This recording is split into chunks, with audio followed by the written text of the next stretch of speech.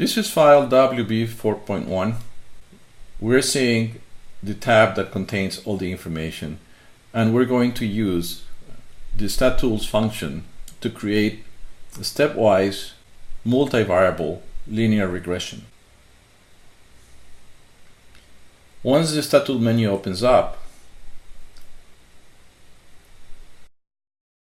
we go to Data Manager and create a new data set that in this case includes the entire set of information we have.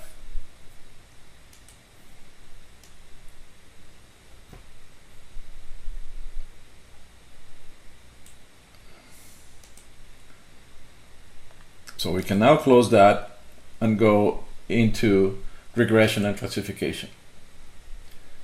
We hit regression, and we have a menu here that has a number of different alternatives. We will choose the stepwise regression process, and then we go into the data set and select the variables that we want to use as independent and the dependent variable. Obviously, customer satisfaction is the dependent variable, and we will choose all the others to be independent variables. Hit OK. statTools produces this report. It shows that the variables selected were the time on hold, the number of incorrect deliveries, and the transit time. The credit application variable was not chosen, and we pretty much expected that once we look at the different correlation levels.